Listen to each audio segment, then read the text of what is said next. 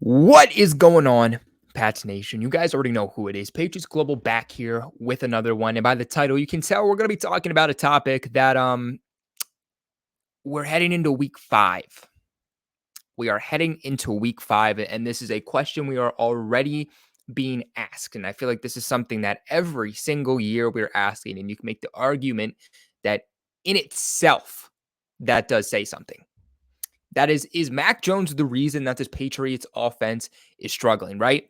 You look at where they rank right now in offense in general, they rank 19th in the NFL in total offense, 14th in passing, 24th in rushing, and then they rank 29th. 29th. That is the third worst in the entire league offensively in points actually scored offensively.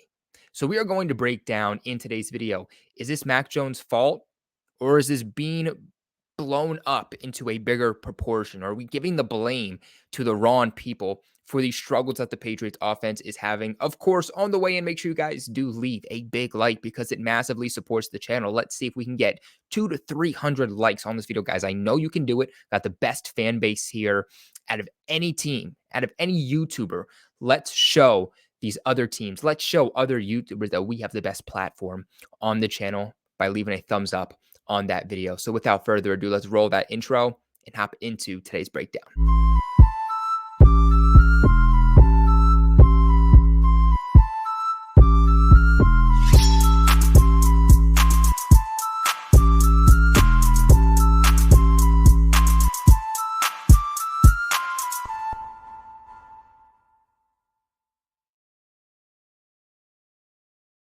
Is Mac Jones the reason that the Patriots offense is struggling? Now, unfortunately, a lot of people, including some content creators, want to say that I am a Mac Jones apologist. I am a Mac Jones D-rider. And that is quite honestly not the case. At the end of the day, I personally do not care who is in this building. I don't care who's behind center. I don't care who the head coach is. I don't care who the offensive coordinator is. To be completely honest with you, there's very few players on this team that I genuinely have like a heart-to-heart connection with. Matthew Judon, one of them. Christian Gonzalez easily becoming one of them. A little bit with Kendrick Bourne. But really, other than that, that is absolutely it. I don't care who the quarterback is, but what I do care about is giving you guys a true analysis and being honest, not just with myself, but with you guys on who the actual problem is. And to me, quite honestly, it seems like because you don't have a top 5 quarterback, because you don't have a Patrick Mahomes, because you don't have Tom Brady in the building anymore, a lot of the fans in this fan base go straight to Mac Jones and look for reasons to hate him. As soon as he plays a bad game, it's he's a terrible quarterback. Let's tank, which tanking is a terrible excuse all up in itself. But every single time there is an opportunity to hate on Mac Jones, it seems like there are people in this fan base that go straight for it, even when it has absolutely nothing to do with him. Again, 24th in rushing right now. And we're going to put that one on Mac Jones, right? Let's break down some statistics here, right? At the end of the day, here's what I'll say. And I'm going to say this first before I break down some of these statistics. Is Mac Jones a guy who can lead the Patriots to game-winning drives? No. Right now, I can't say he can. Now, is that because of some of the stats we'll get into? Maybe. But the fact that it's, you're 3 years into your pro career and you have one game-winning drive, that's ridiculous. Point blank. Mac Jones is not the reason this Patriots offense is not succeeding. But he is not helping this offense succeed. Very big difference. But what I will say is how many quarterbacks in the National Football League can you genuinely count that despite their O-line, despite their receivers, despite their situation, can genuinely make their team better? Ask yourself that. But yes, can Mac Jones win a winning drive? No, hasn't showed us that. Is Mac Jones a leader? Dear God, no. And I'm not going to tell you that he is. A couple years in a row, we saw him crying on the sidelines or being too angry. We've never seen Mac Jones actually get his receivers or be on the sideline trying to rowdy his team up, getting this team back into a place mentally to come back and win games. or even be competitive. It just seems like we're down, let's pout on the sidelines. Mac Jones hasn't showed me he's a leader through 3 years. That is something that you can put on him. Mac Jones, even this season, at times, he is missing wide open receivers. We can even talk about this past week against Dallas. Mac Jones trying to throw a over the body throw, or stepping up in, or not even stepping up into the pocket, but throwing passes that generally he should not be doing. That one to Kendrick Bourne that ultimately Mac got away from, and then a few plays later throws over his shoulder again and uses that exact same play, and the ball gets intercepted.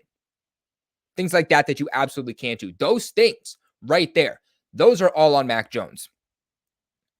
But I will say is that, again, we touched upon the fact that Mac Jones is not going to be the type of quarterback that accelerates your offense, right? He is not going to be the thing that makes you not having a good offensive line or not having any weapons actually look okay. Again, it's not Tom Brady. But did you know that the Patriots wide receivers are ranked for 5th most drops in the National Football League right now? Now, despite the Patriots receivers being 5th in drops in the NFL right now, Mac Jones still ranks 8th in the National Football League in terms of completions. Now, what I will say is Mac Jones right now is tied for 7th in the NFL for poor passes, which is actually a statistic that is actually tracked. Very interesting. But did you know that the quarterbacks that are in front of him statistically in poor passes, Justin Herbert, Kirk Cousins, Joe Burrow, Trevor Lawrence, CJ Stroud, Matthew Stafford? So even then, not really a statistic that you can necessarily hold against Mac Jones. And then we get on to the offensive line, right? If you are going to have a quarterback be successful, you are going to need to give him, at the very least, one of two things. Unless you are Patrick Mahomes, which even then he really can't make his team look better in these same certain situations, or unless you are a generational quarterback, you need at least one of these things. You need a good offensive line that is going to keep you upright at a consistent level and give you a rushing attack in order to get through progressions and give you a few, extra seconds or whatnot to get your receiving core open and through their routes. Or if you're going to have a bad offensive line, you need an elite wide receiver. And I mean an elite wide receiver, a true number one wide receiver that can get open on a consistent basis, that demands at least a double, if not triple team every single week. A guy that your quarterback can truly rely on game to game, play to play, drive to drive. And the Patriots have neither of those. In terms of, the weapons that Mac Jones was given, sure, these weapons are better than Mac Jones had in 2021. But what did we say in 2021? We said Mac Jones, even said it last year, Mac Jones has a lot of number 2s, number 3s, number 4s. He doesn't have a true number 1. You bring in somebody like Juju Smith-Schuster, who is asked to be your number 1 wide receiver after getting rid of Jacoby Myers, who we all thought was a number 2, which realistically he is a number 2. You replace him, who was your most productive wide receiver in Jacoby, with Juju Smith-Schuster, who isn't even viewed as a number 1, number 2, number 3, or even a number 4 wide receiver currently on this team. And statistically also isn't being utilized as one either. So that number 1 option for you has been completely thrown out the door. So now you're relying on Kendrick Bourne, who I think is a good player, and I love KB, but he's not consistent. And that's Kendrick Bourne's problem, is that he'll have a great game one week, but then have a very poor game the following. And we can't say this year that it's because the Patriots are not giving him actual reps and opportunities at wide receiver, because they are. He's just inconsistent, but the Patriots are also using Kendrick Bourne as more of a blocker than they are in actual receiving and playmaking opportunities. Devontae Parker, I don't know if he's dealing with an injury or what's going on, has been an absolute shell of himself. We know he's been dealing with injuries during this offseason and whatnot, but he's absolutely taken a step back compared to what we saw in training camp. You have Mike Gesicki, who is being utilized more as a blocker than he is a receiving threat. Mike Gesicki has never, ever in his entire career been a blocking tight end. We've thought that maybe they could use Mike Gesicki as an X-receiver this season with Mac Jones. And no, they decided to totally throw it out the door and use him as a blocking tight end. But we're going to put that on Mac Jones too, right? Because that's Mac Jones's fault. Hunter Henry, a great player who I love and has been the real bright spot of this team, but he's really not getting the amount of looks or the amount of opportunities that he should be getting. The problem with utilizing these Patriots tight ends, they're running a lot of 12 personnel and 13 personnel, even with Pharaoh Brown, but you're asking these tight ends to do things they're not. You're asking Pharaoh Brown to be more of a receiving tight end than he really is, and you're asking Mike Gesicki and Hunter Henry to be more of blocking tight ends, which they're not.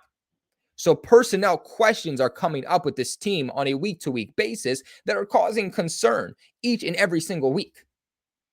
Then you have Pop Douglas, probably your most explosive player with Tyquan Thornton, who's missing time with injury on the injured reserve, right? He, week in and week out, is still being utilized as one of the least used wide receivers. So therefore, we talk about where is Mac Jones going to go with the ball first and foremost. You're also not playing the one running back that can actually be utilized as a third down pass catching back. You reach the red zone, you want to punch it in. You used to do this with Tom Brady for multiple decades, right? Use a running back as a pass catching back to really open up your passing offense. Ty Montgomery, I think, had 5 snaps last week against the Dallas Cowboys. He's not being utilized whatsoever. Ramondre Stevenson is not looking good this season. Who is your pass catching back out of the backfield? No one. So Mac Jones still does not have a true wide receiver one. Then you look at the offensive line. The offensive line has been absolutely horrific. Mac Jones is the 3rd most hurried quarterback in the National Football League. Vidarian Lowe, who everybody's like, oh, he looks great. This is our next right tackle. Maybe he is. Maybe he is. He's asked to be thrown into the fire, right? Just like the Patriots have been doing for the last 4 weeks. It seems like there is a new set offensive line each and every single week. There's no continuity. You can't say that you're placing certain players in certain positions for continuity because you're switching it up. Even in the preseason, we saw this. And now through 4 weeks, we've seen a different lineup for the offensive line every single week. There's absolutely no continuity. But Vidarian Lowe over at right tackle, yeah, I think he's held his ground a little bit better than Calvin Anderson has. But Vidarian Lowe alone has allowed 10 pressures in the last 2 games alone. So you can't tell me that Vidarian Lowe is the answer or that Vidarian Lowe is looking great over at right tackle, because he's not.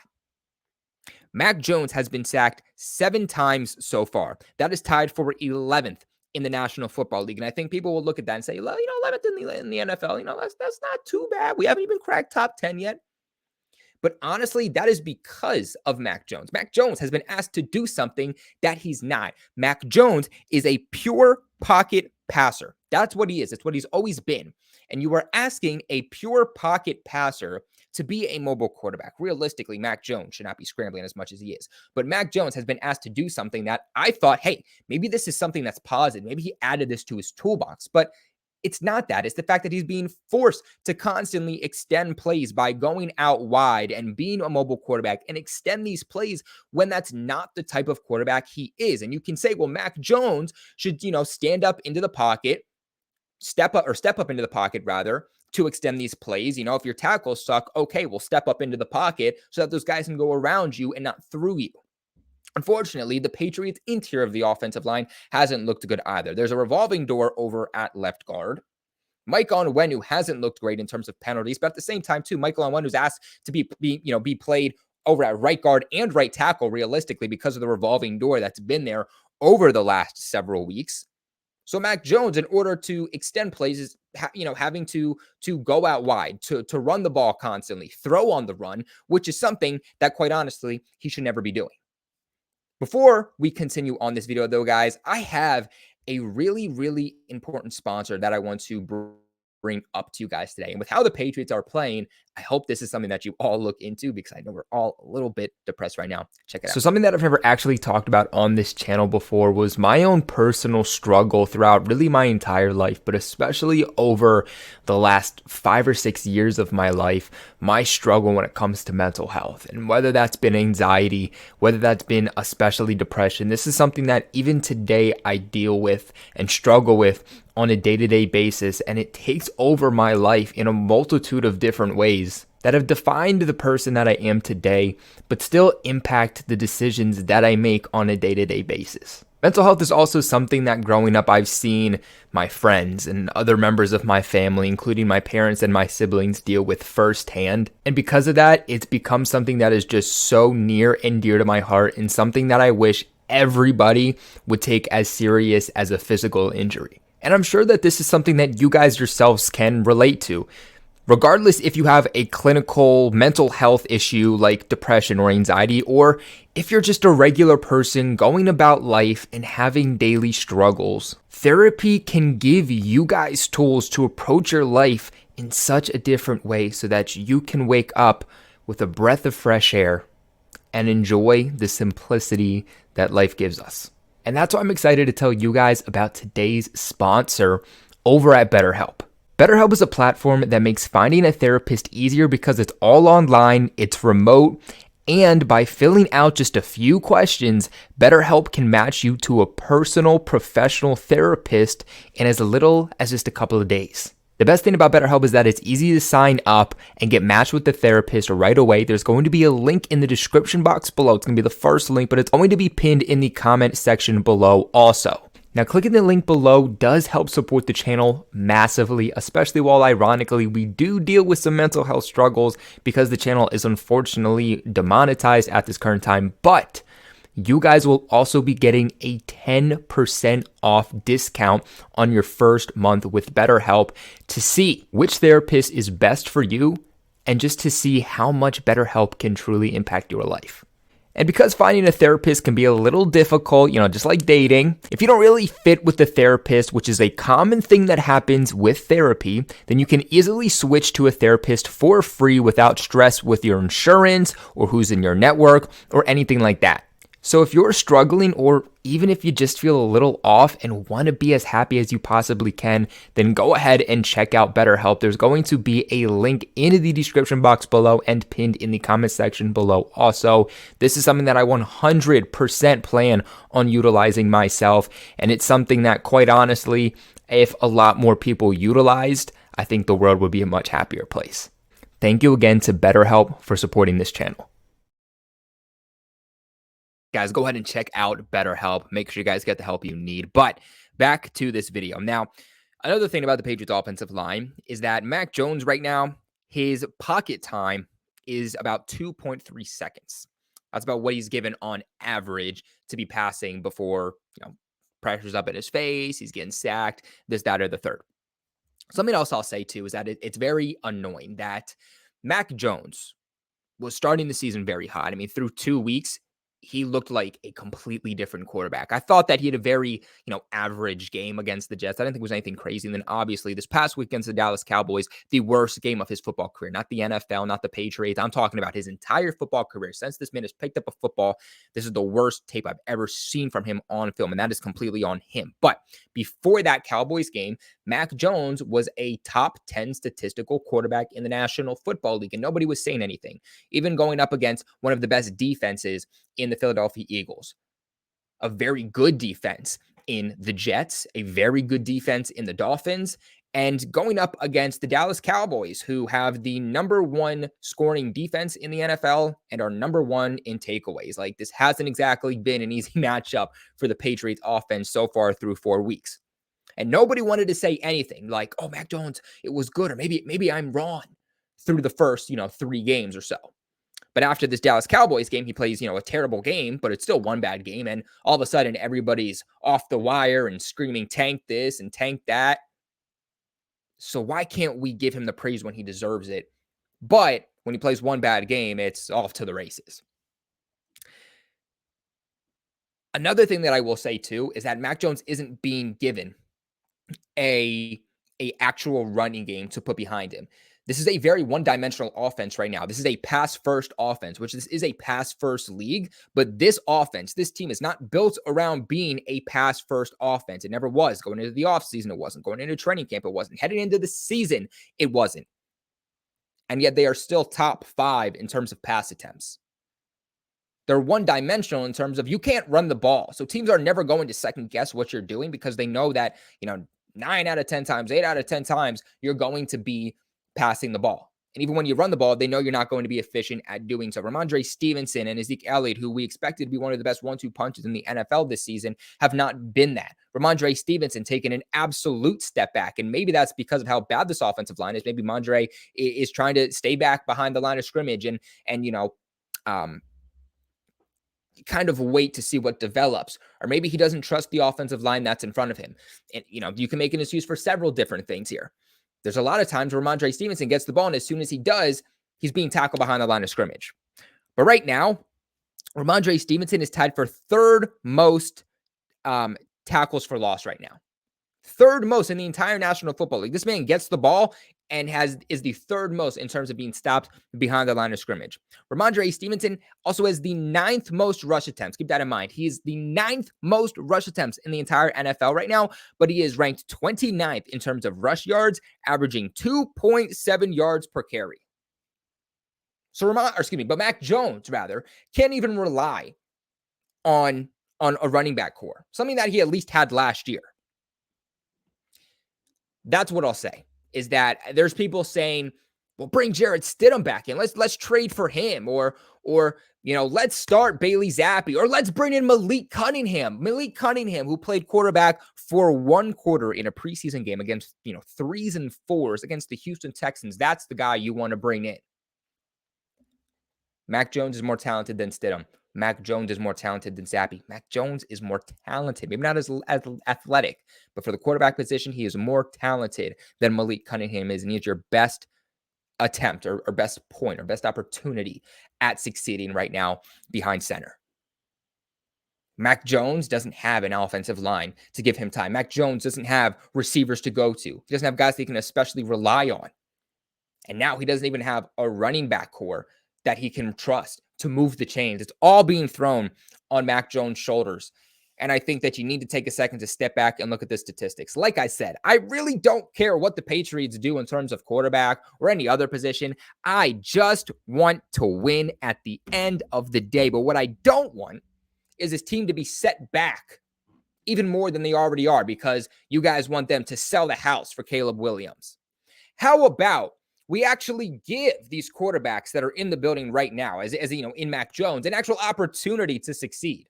Again, you don't have to fix everything at once, but at the very least, for the love of God, do something. Get him an actual offensive line. Get him a true wide receiver 1, and let's see what happens. He hasn't been put in the position to actually succeed. Gave him Matt Patricia running plays last year, and still an all right offensive line, but still not good weapons. Same thing in 2021. What more can we ask for? At least in 2021, he had the 7th best ranked offense in the NFL. I truly don't believe that Mac Jones has been given the tools or the opportunities to actually succeed, and we're saying off with him. How about you give him what he needs to succeed and then go from there? At the end of the day, like I said, Mac Jones, he's not going to excel in the offense he's given right now.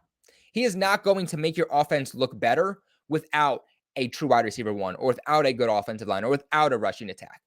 And if you want a quarterback that's going to come in here and make a absolutely, I'm sorry for my language, but shitty offense look better just because of their talent, then okay, you're asking yourself for a generational quarterback, which most NFL teams are asking themselves for, and it's not an easy ask. At the end of the day, I'm not a Mac Jones apologist. I'm just looking at the facts. I'm looking at the statistics. He played terrible. I've never been at a point, until after this Cowboys game, where I've been like, you know what? It might actually be time to look for a different quarterback. But I think what some of you guys are saying is absolutely ridiculous, and you got to look at the facts. What are your guys' thoughts, though? Let me know in the comment section below. Remember to leave a big like on this video, and of course, subscribe to the channel for all of your New England Patriots news. I appreciate you guys for watching, as always, but never forget,